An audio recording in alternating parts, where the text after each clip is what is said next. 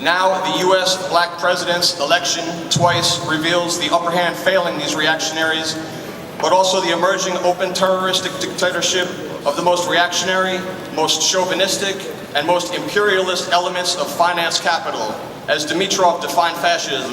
And now we mark our calendars by the open terroristic slaughter by American police of younger and younger peoples from the U.S. geographic oppressed black and brown nations. Just last week in Southern California, police near San Diego gunned down unarmed Alfred Olango, a citizen of Uganda, who was a suspect in no crime, whose own sister had called the police to help him because he wasn't acting like himself. As W.E.B. Du Bois said, America will accept black people on the basis of democracy, or America will cease to exist. So the black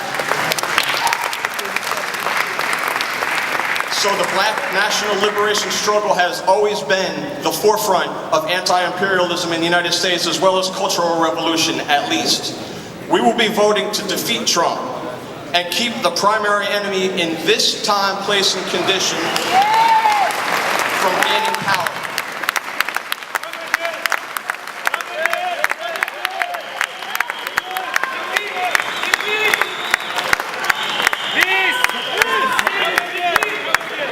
As Mao Zedong said, fight your enemies one at a time. At the same time, we call to build the People's Democratic Workers' Party, and there is no navigation to socialism in the United States that does not go through people's democracy. The banks and the auto industries should have been nationalized as conditions to the bailout, and we must have democratic community control over the police departments in all aspects at all levels. On Easter of this year, I had the great honor to join a United States labor delegation to Dublin and Belfast, Ireland, along with the president of the California State Building and Construction Trades Council, Robbie Hunter, our international president, Kinsey Robinson, the head of the National AFL-CIO Building and Construction Trades Department, Sean McGarvey, and the international president of the Laborers Union, Terry O'Sullivan, to commemorate the 100th anniversary of the Easter Uprising by labor leader James Connolly to demand the liberation and unification of the oppressed Irish nation and the end of English colonialism and imperialism, speaking of the universality and particularity of contradictions. But James Connolly also said, if you remove the English army tomorrow and hoist the green flag over Dublin Castle, unless you set about the organization of the Socialist Republic, your efforts would be in vain. England would still rule you.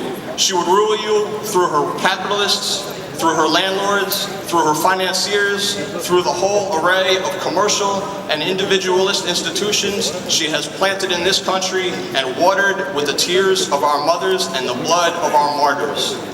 So our first internal struggle remains to defeat opportunism and revisionism.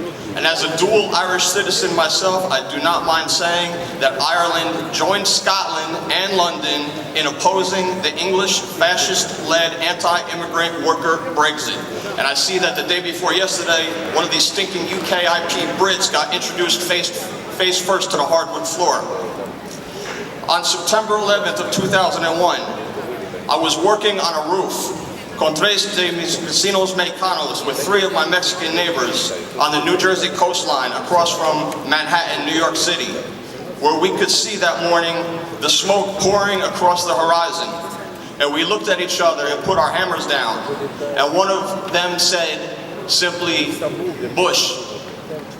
And we picked our hammers back up and went back to work. And this is called a concrete analysis of concrete conditions and class consciousness. But Lenin updated the manifesto call with the onset of imperialism to workers and oppressed peoples and nations of the world unite. So I understand that I am here representing the first of any United States labor union since 1949 to affiliate to the WFTU.